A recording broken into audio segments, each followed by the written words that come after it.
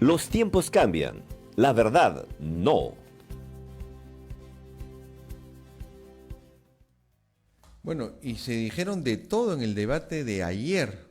Como me decía nuestro siguiente invitado, hubo muertos y heridos, algunos pequeños que recién están saliendo, que algunos aprovecharon la oportunidad, otros creo que la dejaron pasar, otros pisaron el palito y no. Bueno, estamos con Miguel Antezana, quien es analista político. Miguel, muy buenos días, bienvenido a la noticia. Buenos días, ¿cómo estás, Rafael? ¿Cómo te va? Aparte, Miguel es profesor de posgrado en la Escuela de Gobierno y Políticas Públicas de la Universidad Católica. Bien, Miguel, ¿qué sensación te dejó el debate de ayer? Yo, igual que ti, como tú conoces, era algo muy cómico. No sé, el formato hasta del debate me pareció extraño, no como otros debates. Algunos decían en redes, oye, faltó alguien como Olivera, un Pope Olivera, para que encienda un poco la pradera. Sensación te dejó el debate a ti? ¿Cuál es tu juicio, Miguel? A ver, si empezamos por lo que tocabas de decir, el formato. Yo creo que el formato se fue acomodando. Al inicio fue un poquito confuso, porque de entrada los candidatos tuvieron apenas 30 segundos para expresar una idea, lo cual me parece que fue un poco desconcertante.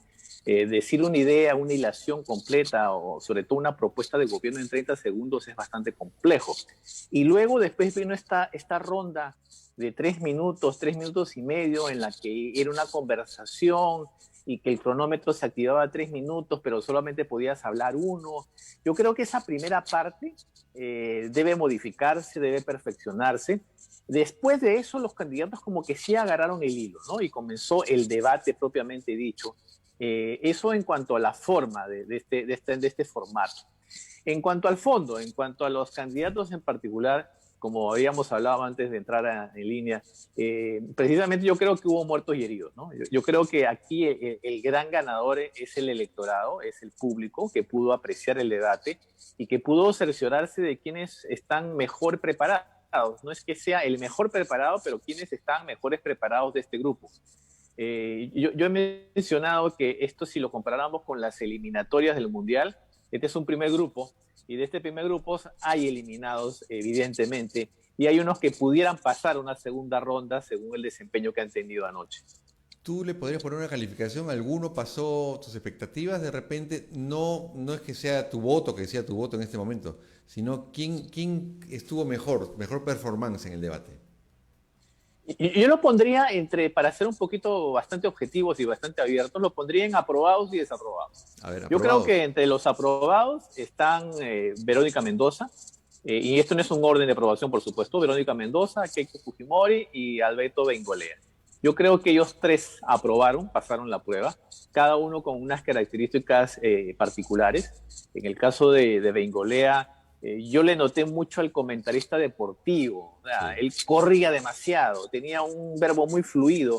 Sin embargo, para un debate electoral y para exponer ideas hay que ser a veces un poco didáctico, hay que ser un poquito más claro, más lento. Eh, Personalmente, eso fue el detalle que a mí un poquito me desencajó, ¿no? Claro. Quizás también por la premura de querer mostrar muchas ideas y tener este espacio que no lo ha tenido durante la campaña, se puede entender. Verónica Mendoza, ella ha venido teniendo un desempeño interesante, un buen desempeño. De hecho, un fin de semana anterior estuvo en un debate en un programa televisivo y yo creo que lo hizo bastante bien. La gente que se manifestó a través de redes coincidió ampliamente en que fue la ganadora, entre comillas, de ese debate. Y Keiko Fujimori, bueno, Keiko tiene experiencia, ¿no? Ya es su tercera candidatura, así que ya sabe de debates y ya sabe de exponerse, ha tenido bastante media training y además tuvo también algunos momentos de luces, ¿no? Esto por el lado de los aprobados. Por el lado de los desaprobados, ahí sí el que está jalado con Roche yo creo que es César Acuña. César Acuña Sí. ha mostrado bastantes debilidades, le costaba muchísimo hilar ideas e inclusive desde mi punto de vista también en algunos momentos mostró mucha improvisación. Hubo un momento en el que le preguntaron sobre algún tema en particular y él dijo, vamos a crear el programa Tu Voz Habla. Aparentemente eso lo sacó pues de no sé de dónde, porque Tu Voz Habla, o sea, tan expresivo ese nombre del programa, no sé qué para qué cosa era. Con el tema de las vacunas, de los reservistas, si bien hubo algunas ideas claras, parecían, como te digo, respuestas para salir del paso. yo creo que Acuña tendría que pensar muy seriamente en retirarse de la política después de este Sí. debate. Forsyth también está en el grupo de los jalados. Forsyth trató de apoyarse en su desempeño durante la alcaldía y por supuesto le salió el tiro por la culata, sobre todo creo que fue uno de los momentos Quiso atacar a las de, dos candidatas mujeres y ellas supieron defenderse mejor que Forsyth. exactamente, fue por Lani y salió trasquilado. Sí, Literalmente ahí Forsyth le salió mal la jugada. Además que le dieron sendos puyazos. Keiko Fujimori le lanzó el derechazo de la violencia contra la mujer, el del show, Verónica Mendoza también le dijo, su misma mismocracia le jugó un sí. duro revés porque él hablaba de la mismocracia y está rodeado de la misma gente, los dinosaurios. Entonces yo creo que ahí Forsyth la vio bastante mal. Y por último, Arana. Arana, sobre todo, no tanto por el discurso, que de hecho comenzó bastante mal porque empezó leyendo, sino por el fondo de lo que decía. Sus propuestas fueron las mismas propuestas anacrónicas de la izquierda radical. Fue un momento para aprovechar y deslindarse precisamente de la izquierda radical y lamentablemente se quedó pegado en ese discurso. Y por supuesto yo creo que se encajó frente a un discurso más fresco, más renovado de lo que fue Verónica Mendoza. Miguel, hablaste tú de Alberto Bengolea, perdón. Yo también lo vi bien a Alberto Bengolea con ese discurso tipo narrador de fútbol, corriendo, pero llegaba bien y la gente en las redes creo que simpatizaba con él. Pero ¿por qué no pega en las encuestas Bengolea? ¿Qué le ha pasado al PPC? El PPC ya no es el PPC de antes, democrático, cristiano. ¿Qué ha pasado con el PPC? ¿Por qué no suben las encuestas? Y yo creo que precisamente el problema es el PPC. Al ser un partido tradicional y al estar precisamente enquistado con una figura tradicional, no de Bedoya, porque Bedoya fue la figura fundamental del PPC, sino me refiero a Lourdes Flores. Recordemos que Sí. Lourdes Flores, al tomar el lugar de Bedoya, ella trató de llevar el partido a varias elecciones, a la victoria, a varias elecciones, y el contrario, la llevó a la derrota. De hecho, hasta por el lado, digamos, anecdótico, a Sí. Lourdes Flores precisamente era la salada del partido. Yo creo que eso ha influido también en la visión, en la imagen que tiene el público, el electorado de lo que es el Partido Popular Cristiano. Es un partido al que no se le puede apostar porque tiene la misma gente, las mismas caras, y ha tenido un discurso que no se ha destacado entre la renovación en la política peruana. Entonces yo creo que ese es un peso muerto que tiene en la mochila Bengolea y lo ha mantenido en la cola, en el grupo Sí. de los otros. Independientemente que esta vez ha tenido un buen desempeño, que ha mostrado ideas coherentes, ese peso del partido, el PPC, de las figuras tradicionales del PPC, además que no tenemos a la vista nuevas caras en el PPC, ¿No? eso le ha jugado y ha hecho que se mantenga en la cola. De repente, este colchón de indecisos que está en el 20%, 20% de nulos, viciados e indecisos, de repente algún porcentaje se va para Bengolea ahora. De repente también algunos de los que estaban votando por Acuña o pensaban votar por Acuña se mudan a Bengolea, no lo sé. Este es el juego de números Claro. que apenas tenemos el primer debate. Recordemos que vamos a tener hoy un segundo y mañana un tercero. Y ahí van a comenzar a acomodarse las piezas y seguramente hay algunos que van a terminar ya en el foso del olvido, van a terminar en más que Claro. otros y otros quizás comiencen a ganar y comiencen a reacomodarse los lugares. Una pregunta, siguiendo con el PPC, creo que su lista a Lima ha sido excluida nuevamente.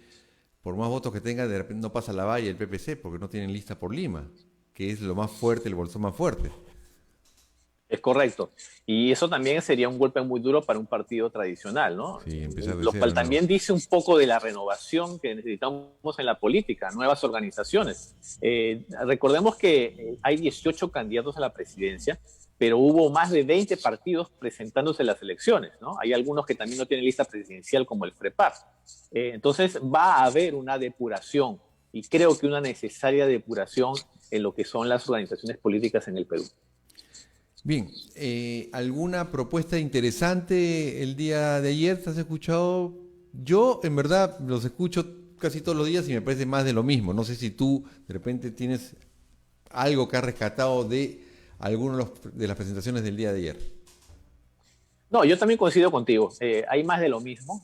Aquí quizás fue la oportunidad de Sí, mostrarse y de mostrar sus habilidades comunicacionales enfrentando al otro. Es como que una vitrina, ¿no? En la que tú comparas los productos y te decides con cuál comprar, cuál comprarías o cuál no comprarías. Eso en realidad es el tema de los debates.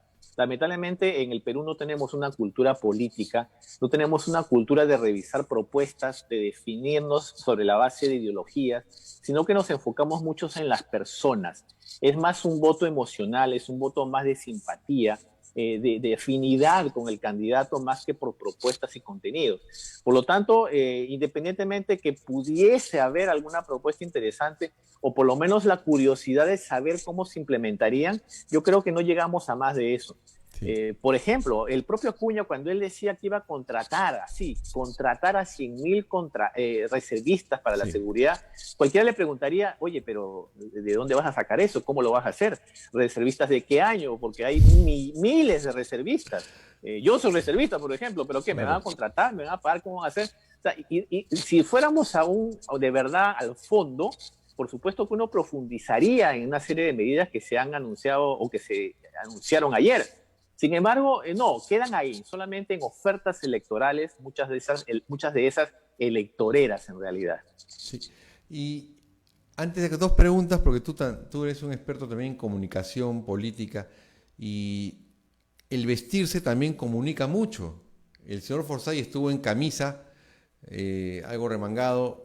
El señor Marco Arana parecía cajero de un banco, decían por el color verde, y siempre tenía el color verde.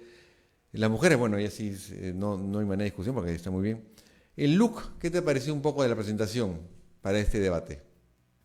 Sí, el más desencajado, el más fuera de lugar fue Forsyth, ¿no? Él quizás pensó mostrar un tema de juventud, de Sí, frescura, de informalidad, pero no estamos pues en las elecciones de la PAFA, pues. Estamos en las elecciones de la presidencia de la República. Por lo claro. tanto, tú no puedes mostrarte así en manga de camisa, además con el cuello todo desaliñado. No sé, se vio bastante mal, ¿no? En tema de imagen, yo creo que el peor fue Forsyth. A nivel de los caballeros, creo que Acuña por lo menos ahí salvó la patria, ¿no? Y estuvo bien vestido, estuvo de acorde con Claro. el momento. Y sí, coincido contigo en que las damas yo creo que estuvieron bastante bien presentadas, ¿no? Bien, ya para terminar, ¿le conviene o no le conviene al señor López Aliaga ir al debate? Porque él amenaza en que no va a ir porque siempre está cuestionando el tema de los conductores del debate y que este debate está dirigido por Odebrecht. ¿Cuál es tu opinión al respecto? Ya, para mí debería Ló- ir, no sé. López Aliaga está entre la espada y la pared. Está en una situación bastante delicada. Lo digo porque si no va al debate, se va a jugar muchos puntos y por Claro, supuesto que todo el mundo le va a hacer cargamontón. Y cuando digo todo el mundo, no son solo los demás candidatos, sino también el público, porque va a demostrar que él no debate, que no confronta claro. ideas. Y eso ya tenemos un antecedente. En las elecciones municipales anteriores, recordemos que teníamos a un señor Reyardo que estaba en el primer puesto Sí. y él Y por absoluta soberbia no fue al soberbio, claro. debate, tuvo su silla vacía y eso le costó la alcaldía. Entonces, si no va, le puedes restar muchísimos puntos. Pero si va, también es una situación bastante delicada. Por eso Sí, decía que está entre la espada y la pared. Porque sabemos que López Aliaga no tiene la capacidad de confrontar de manera adecuada a las ideas contrarias.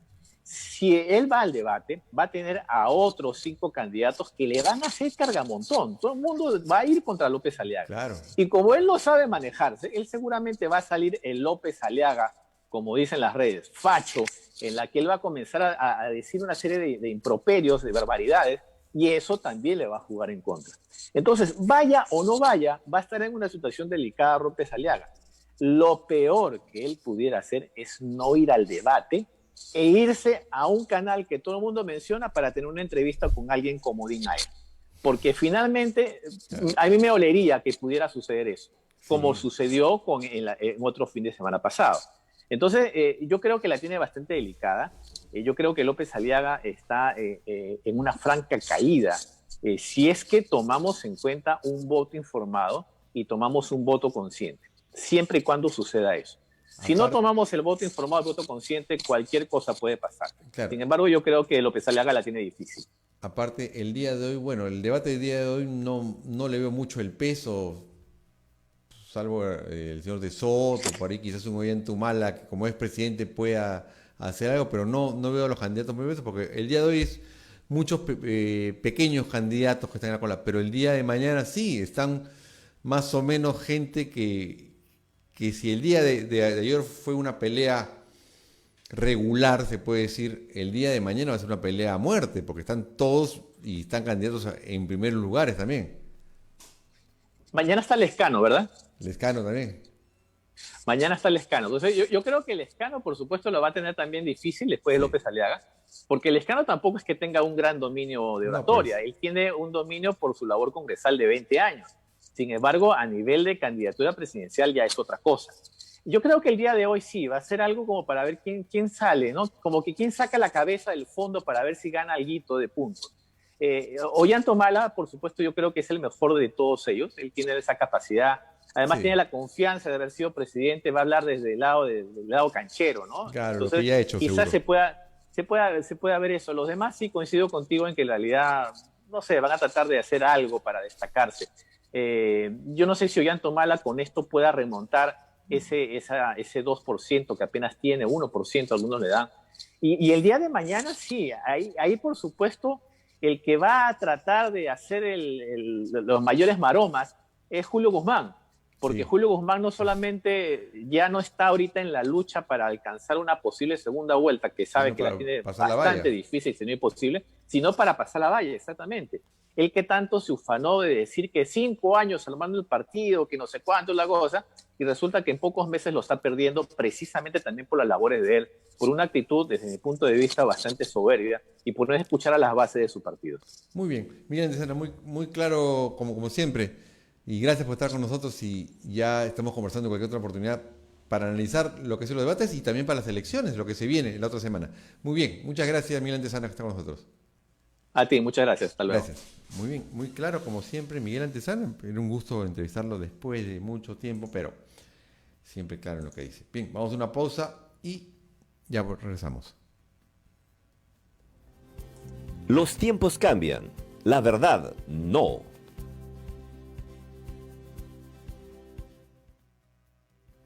Ya volvemos con la noticia al día.